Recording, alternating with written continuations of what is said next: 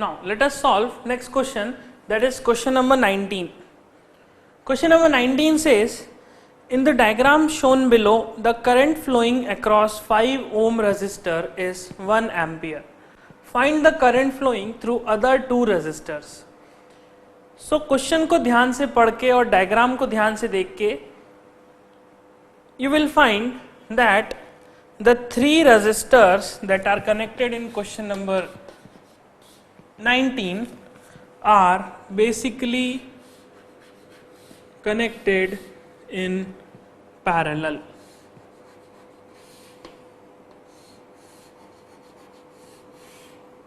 You will find कि 5 ohm,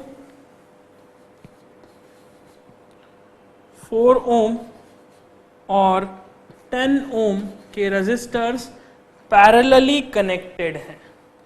और अगर यह तीनों रेजिस्टर्स पैरेलली कनेक्टेड हैं, it means the potential drop across all these resistors is same. क्या कहेंगे हम? The potential drop, the potential difference across all the 3 resistors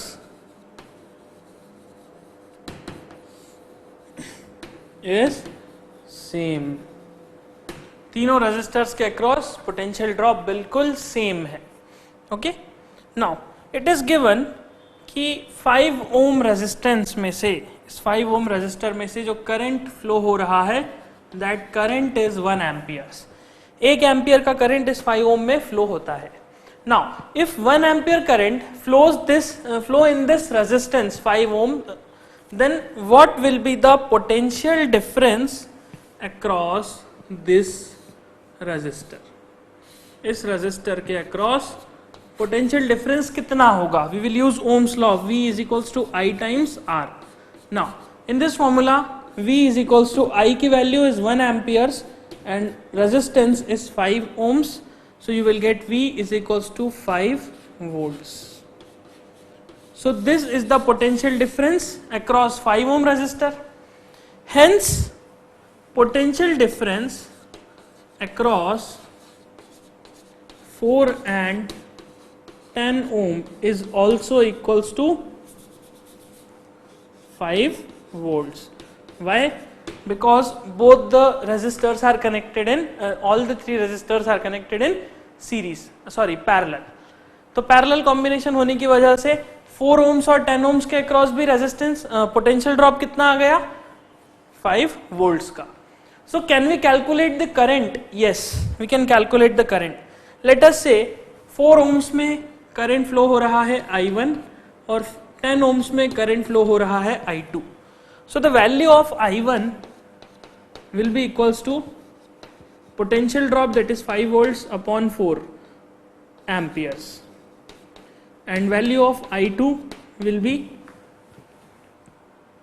the potential difference is V means 5 volts divided by 10 amperes. So this is the answer for question number 90. हमने क्या करा? हमने इस question में current को यूज किया. हमने 5 ohms के अक्रॉस पोटेंशियल ड्रॉप को कैलकुलेट किया, और बिकॉज तीनों रेजिस्टर्स पैरेलल में कनेक्टेड हैं, इसीलिए उस कॉम्बिनेशन में उस पोटेंशियल ड्रॉप को, उस पोटेंशियल डिफरेंस को यूज करके बाकी 2 रेजिस्टर्स को सॉल्व किया. ओके, सो इस तरह से हम इस क्वेश्चन को सॉल्व कर सकते हैं. So this is the solution for question number 19. 19th question हमने सॉल्व कर लिया. Now let us move to question number 20. Question number 20 says, how will you connect 3 resistors of 2 ohms, 3 ohms and 5 ohms respectively so as to obtain a resultant resistance of 2.5 ohms? Draw the circuit diagram to show the arrangement. This question is similar to question number 18. हमने इस concept को question number 18 में बहुत अच्छे से समझ लिया है, so I will not going to discuss this question again. आप बिल्कुल उसी कॉन्सेप्ट को फॉलो करते हुए, अब रेजिस्टर्स कौन से दे दिए? वहां पे हमें 1 ohm, 2 ohm और 3 ohm दिए थे. यहाँ पे कौन से दे दिए? 2 ohm, 3 ohms एंड 5 ohms. और इन तीनों को कंबाइन करके आपको 2.5 ohms का रेजिस्टर बनाना है. So I will directly write the answer for this question. Question number 20 का आंसर हम लिख देते हैं. Answer will be something like this. This is 2 ohms, this is 3 ohms, और इन दोनों के पैरेलली कनेक्ट कर दिया जाएगा 5 ohms. So in this case the equivalent resistance will be 2.5 ohms. इसे आप सॉल्व करेंगे, you will get 2.5 ohms. मैं यहाँ पे डायरेक्टली आंसर लिख रहा हूँ बिकॉज इसे हमने समझ लिया है. Okay, so this is the question number 20. Question number 20 हमने डिस्कस कर लिया. Now next the question number 21. Question number 21 says, calculate the energy transferred by a 5 ampere current flowing through a resistor of 2 ohms for 30 minutes. इस question में हमें energy transferred निकालना है. Now energy कौन से ट्रांसफर होगी अगर करंट फ्लो होगा? तो करंट फ्लो होने की वजह से इलेक्ट्रिकल एनर्जी का ट्रांसफर होगा. ओके, इलेक्ट्रिकल एनर्जी ट्रांसफर होगी, और इलेक्ट्रिकल एनर्जी जो ट्रांसफर होती है उसका हमने फॉर्मूला पढ़ा है. That formula is work done और energy is equals to I square R T. I square R T will be the formula to calculate the electrical energy that is passed. Okay, जो energy pass हो रही है, जो energy transfer हो रही है. The current I कितना है? 5 amperes. Resistance is 2 ohms. Resistance is 2 ohms. And time is 30 minutes. और 30 minutes को हम seconds में convert करेंगे, that is 1800 seconds. So the energy transferred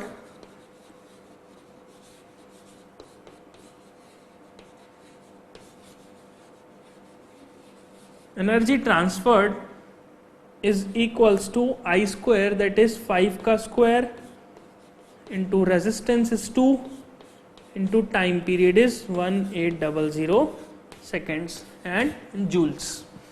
So this much energy will get transferred जब 5 ampere का current 2 ओम के रेजिस्टर से flow होगा. कितनी देर के लिए? 30 मिनट्स के लिए. मतलब ये कैसा हुआ? मान लीजिए मैंने एक बल्ब जलाया जिसका रेजिस्टेंस कितना है? 2 ohms, और उसमें से 5 एम्पियर का करंट फ्लो हो रहा है, और कंटिन्यूसली मैं इस बल्ब को आधे घंटे तक जला के रखता हूं, 30 मिनट्स तक चालू रखता हूं. सो उस केस में जो एनर्जी बल्ब को मिली, that energy will be this much joules. Okay, so this is question number 21.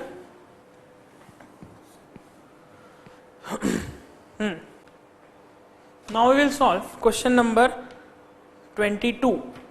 Question number 22 says a bulb is rated at 200 volts and 100 watt. What is resistance? 5 such bulbs burn for 4 hours. What is the electrical energy consumed? Calculate the cost if the rate is 50 पैसा per unit. So यहाँ पे एक question में बहुत सारी चीजें पूछी जा रही हैं. सबसे पहले तो हमें दिया है कि एक बल्ब है जिसकी रेटिंग कितनी है?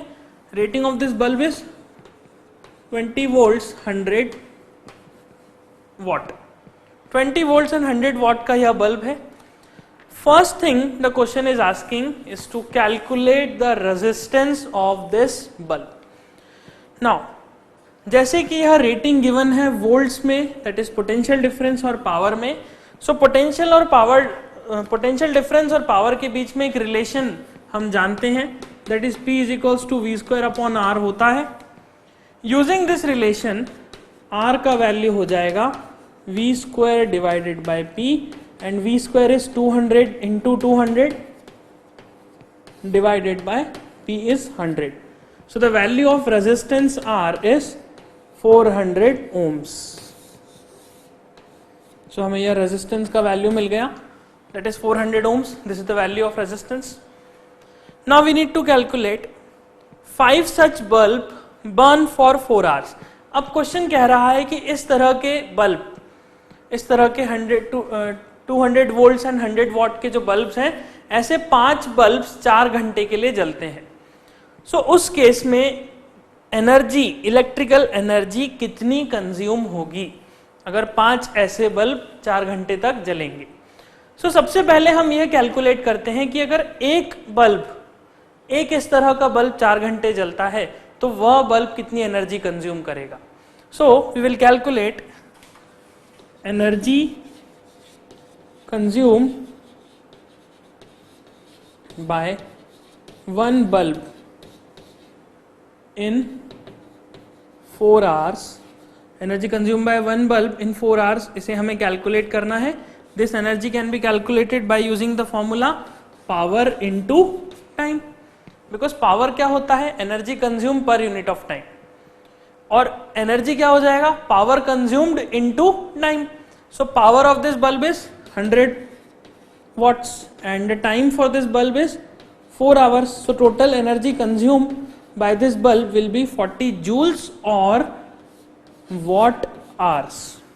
40 joules बोलेंगे या फिर आप बोलेंगे watt hour, बिकॉज देखिए watt hour लिखने का क्या इंपॉर्टेंस है, हमें क्वेश्चन में कॉस्ट भी कैलकुलेट करनी है और हमें पर यूनिट की प्राइस दी है, मतलब एक यूनिट अगर मैं एनर्जी कंज्यूम करता हूं तो मुझे 50 पैसे पे करने हैं.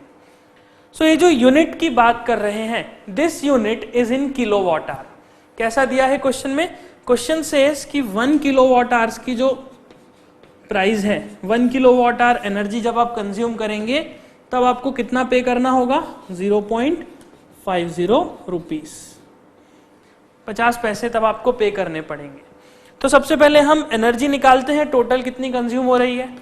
एक बल्ब कंज्यूम कर रहा है 400 जूल्स और 400 what hours. So bye 5 bulbs कितनी हो जाएगी, अगर एक बल्ब 400 करता है तो 5 बल्ब मिलके 400 इंटू 5 मीन्स 2000 वॉट आवर्स की एनर्जी कंज्यूम करेंगे, और 2000 वॉट आवर्स को हम लिख सकते हैं 2 किलोवाट आवर्स. तो 2 किलोवाट आवर की एनर्जी यह 5 बल्ब्स मिलके कंज्यूम करेंगे. सो अगर मैंने 1 किलोवाट आवर एनर्जी यूज करी तो मुझे कितना पैसा पे करना है, 50 पैसे, 50 पैसे. So cost for 2 kilowatt energy कितनी हो जाएगी, 2 किलोवाट एनर्जी की कॉस्ट कितनी लगेगी, 2 किलोवाट एनर्जी की कॉस्ट लगेगी 0.5 इंटू 2, दैट इज 1 रुपी. मतलब अगर आप इस तरह के बल्ब, इस तरह के 5 बल्ब घर में 4 घंटे के लिए जला के रखेंगे तब आपको 1 रुपए कीमत देनी पड़ेगी. तब आपको 1 रुपए में इतनी एनर्जी मिल जाएगी कि 5 बल्ब्स को आप 4 घंटे तक चालू रख सकते हैं. ओके, यू विल फील कि ये कितना ज्यादा सस्ता है, यू विल फील दिस. लेकिन ये जो 50 पैसे हमने यूनिट की प्राइस मानी है, एक्चुअल में ये 50 पैसे हो ये जरूरी नहीं. कई जगह पे 50 पैसे से ज्यादा होती है, कई जगह पे कम होती है. It depends on state.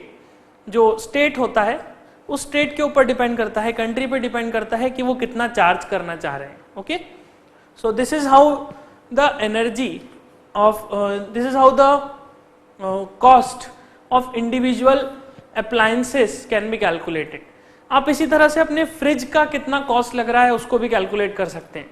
आप ये पता कर लीजिए कि आप जिस लोकेलिटी में रहते हैं, आप जिस स्टेट में रहते हैं, वहां पे पर यूनिट का कॉस्ट कितना है और उस कॉस्ट से मल्टीप्लाई कर दीजिए एनर्जी कंज्यूम. तो आपको पता चल जाएगा कि अगर आप पूरा दिन घर में रेफ्रिजरेटर चालू रखते हैं, 24 आवर्स रेफ्रिजरेटर जब चालू होता है, तो पर डे रेफ्रिजरेटर को ऑन रखने की कीमत कितनी लगती है. Okay, you can calculate this. So this is question number 22. हमने क्वेश्चन नंबर 22 डिस्कस कर लिया. ओके, सो इसे नोट कर लीजिए, फिर हम आगे बढ़ते हैं.